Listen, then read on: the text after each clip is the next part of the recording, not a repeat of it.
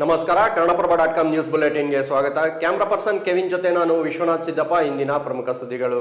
ಬಾಗಲಕೋಟೆಯ ಕಿಲ್ಲಹೋಣಿಯಲ್ಲಿ ಗುರುವಾರ ರಾತ್ರಿ ನಡೆದ ಶಿವಾಜಿ ಜಯಂತಿ ಮೆರವಣಿಗೆ ಮೇಲೆ ಮುಸ್ಲಿಂ ಯುವಕರು ಚಪ್ಪಲಿ ಮತ್ತು ಕಲ್ಲು ತೂರಾಟ ನಡೆಸಿದ್ದು ಪರಿಸ್ಥಿತಿ ವಿಕೋಪಕ್ಕೆ ತಿರುಗಿತ್ತು. ಶಾಂತವಾಗಿ ನಡೆಯುತ್ತಿದ್ದ ಮೆರವಣಿಗೆ ಮೇಲೆ ಮಸೀದಿಯಿಂದ ಕಲ್ಲು ತೂರಲಾಗಿದೆ ಎಂದು ಹಿಂದೂ ಸಂಘಟನೆಗಳ ನಾಯಕರು ದೂರಿದರು.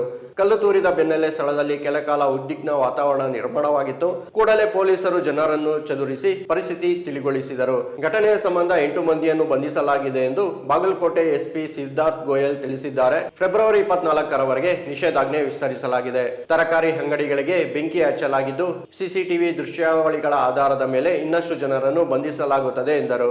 ನಿಷೇಧಾಜ್ಞೆ ಜಾರಿಯಲ್ಲಿದ್ದರೂ ಶುಕ್ರವಾರ ಹಿಂದೂ ಕಾರ್ಯಕರ್ತರು ಬೀದಿಗಿಳಿದು ಮಾಂಸದ ಅಂಗಡಿಗಳ ಮೇಲೆ ಕಲ್ಲು ತೂರಾಟ ನಡೆಸಿದರು. ಗುಂಪನ್ನು ಚದುರಿಸಲು ಪೊಲೀಸರು ಲಘು ಲಾಠಿ ಪ್ರಹಾರ ನಡೆಸಿದರು. ಬಾಗಲಕೋಟೆಯಲ್ಲಿ ನಡೆದ ಕಲ್ಲು ತೂರಾಟ ಘಟನೆಗೆ ಮುಖ್ಯಮಂತ್ರಿ ಸಿದ್ದರಾಮಯ್ಯ ತೀವ್ರ ಖಂಡನೆ ವ್ಯಕ್ತಪಡಿಸಿದ್ದು ಶಾಂತಿ ಮತ್ತು ಸೌಹಾರ್ದ ಕಾಪಾಡಿಕೊಳ್ಳುವಂತೆ ರಾಜ್ಯದ ಜನತೆಗೆ ಮನವಿ ಮಾಡಿದ್ದಾರೆ. ಬಾಗಲಕೋಟೆಯಲ್ಲಿ ನಡೆದ ಕಲ್ಲು ತೂರಾಟ ಘಟನೆ ದುರದೃಷ್ಟಕರವಾದದ್ದು.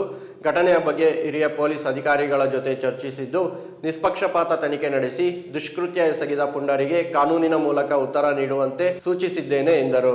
ಶಿವಾಜಿ ಮಹಾರಾಜರ ಮೆರವಣಿಗೆ ಮೇಲೆ ಕಲ್ಲು ಚಪ್ಪಲಿ ತೂರಾಟದ ಪುಂಡಾಟಿಕೆ ನಡೆದಿರುವುದು ಅತ್ಯಂತ ಖಂಡನೀಯ ಹಾಗೂ ಹೇಯ ಕೃತ್ಯ. ಈ ಓಲೈಕೆ ದುರಾಡಳಿತ ತುಗ್ಲಕ್ ಕಾಂಗ್ರೆಸ್ ಸರ್ಕಾರದಲ್ಲಿ ಕಾನೂನು ಸುವ್ಯವಸ್ಥೆ ಸಂಪೂರ್ಣ ಕುಸಿದಿದ್ದು ಶಾಂತಿ ಕದಡುವ ಕಿಡಿಗೇಡಿಗಳಿಗೆ ರಾಜಾಶ್ರಯ ಸಿಕ್ಕಿದೆ ಎಂದು ಬಿಜೆಪಿ ರಾಜ್ಯಾಧ್ಯಕ್ಷ ಬಿವೈ ವಿಜೇಂದ್ರ ಆರೋಪಿಸಿದ್ದಾರೆ.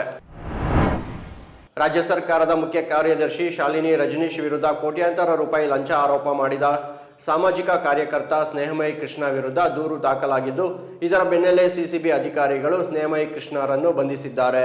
ಮೂಡಾ ಮಾಜಿ ಆಯುಕ್ತ ಡಿಬಿ ನಟೇಶ್ ಬಡ್ತಿ ಪಡೆಯಲು ಶಾಲಿನಿ ರಜನೀಶ್ಗೆ ಲಂಚ ನೀಡಿದ್ದಾರೆಂದು ಸ್ನೇಹಮಯಿ ಕೃಷ್ಣ ಗಂಭೀರ ಆರೋಪ ಮಾಡಿದ್ದರು.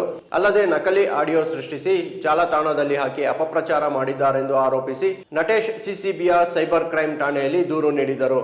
ಇದರ ಬೆನ್ನಲ್ಲೇ ಸಿಸಿಬಿ ಅಧಿಕಾರಿಗಳು ಸ್ನೇಹಮಯಿ ಕೃಷ್ಣರನ್ನು ಬಂಧಿಸಿ ತೀವ್ರ ವಿಚಾರಣೆ ನಡೆಸಿದ್ದಾರೆ. ಮತ್ತೊಂದೆಡೆ ನ್ಯಾಯಾಲಯದಲ್ಲಿ ಸರ್ಚ್ ವಾರೆಂಟ್ ಪಡೆದು ಸ್ನೇಹಮಯಿ ಕೃಷ್ಣ ಅವರ ಮೈಸೂರು ನಿವಾಸದ ಮೇಲೆ ಬೆಂಗಳೂರು ಸಿಸಿಬಿ ದಾಳಿ ಮಾಡಿ ಪರಿಶೀಲನೆ ನಡೆಸಿದೆ. ಕರ್ನಾಟಕದ ಹೆಮ್ಮೆಯ ನಂದಿನಿ ಉತ್ಪನ್ನಗಳು ವಿಷಕಾರಿ ಕಾಯಿಲೆ ಮತ್ತು ಕ್ಯಾನ್ಸರ್ಗೆ ಕಾರಣವಾಗುತ್ತದೆ ಮತ್ತು ನೈಸರ್ಗಿಕ ಪದಾರ್ಥಗಳನ್ನು ಹೊಂದಿಲ್ಲ ಎಂದು ಹೇಳುವ ರೀಲ್ಸ್ ಅನ್ನು ಪೋಸ್ಟ್ ಮಾಡಿದ್ದಕ್ಕಾಗಿ ಬೆಂಗಳೂರಿನ ಪ್ರಖ್ಯಾತ ಆಸ್ಪತ್ರೆಯ ಚರ್ಮರೋಗ ತಜ್ಞೆ ಡಾಕ್ಟರ್ ಶರಣ್ಯ ಸಂತೋಷ್ ವಿರುದ್ಧ ಕೆಎಂಎಫ್ ಪೊಲೀಸ್ ದೂರು ದಾಖಲಿಸಿದೆ. ಈ ಹೇಳಿಕೆಗಳು ಆಧಾರರಹಿತ ಮತ್ತು ಮಾನನಷ್ಟಕರ ಎಂದು ಹೇಳಿರುವ ಕೆಎಂಎಫ್ ಎಫ್ಎಸ್ಎಸ್ಎಐ ಮಾನದಂಡಗಳನ್ನು ಅನುಸರಿಸಲಾಗುತ್ತಿದೆ, ಅಲ್ಲದೆ ನಮ್ಮ ಉತ್ಪನ್ನಗಳು ಸುರಕ್ಷಿತವಾಗಿದೆ ಎಂದು ಹೇಳಿದೆ. ತನ್ನ ವಿರುದ್ಧ ದೂರು ದಾಖಲಾಗುತ್ತಿದ್ದಂತೆ ಪ್ರತಿಕ್ರಿಯಿಸಿದ ಶರಣ್ಯ ಸಂತೋಷ್, ಮಲ್ಲೇಶ್ವರಂ ಠಾಣೆ ಪೊಲೀಸರಿಂದ ನನಗೆ ಫೋನ್ ಕರೆ ಬಂದಿತ್ತು, ಆದರೆ ನನ್ನ ವಿರುದ್ಧ ಎಫ್ಐಆರ್ ಆಗಿಲ್ಲ. ಈ ಬಗ್ಗೆ ವಿವರಣೆ ನೀಡುವಂತೆ ಪೊಲೀಸರು ಕೇಳಿದ್ದಾರೆ ಎಂದರು.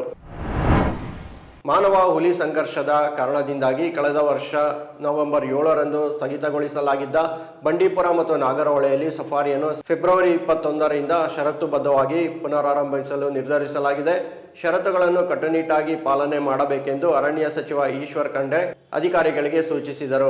ನವೆಂಬರ್ 7ಕ್ಕೆ ಮೊದಲು ಬಳಕೆಯಾಗುತ್ತಿದ್ದ ಸಫಾರಿ ವಾಹನಗಳ 50% ವಾಹನ ಮತ್ತು ಸಿಬ್ಬಂದಿಯನ್ನು ಮಾತ್ರವೇ ಈಗ ಬಳಸಬೇಕು. ಹೆಚ್ಚಾಗಿ ಬಸ್ಗಳ ಮೂಲಕ ಸಫಾರಿ ನಡೆಸಬೇಕು. ಅತ್ಯಂತ ಕಡಿಮೆ ಸಂಖ್ಯೆಯಲ್ಲಿ ಕ್ಯಾಂಪರ್ ಮತ್ತು ಜೀಪ್ ಬಳಕೆ ಮಾಡಬೇಕು ಎಂದು ಸೂಚಿಸಲಾಗಿದೆ.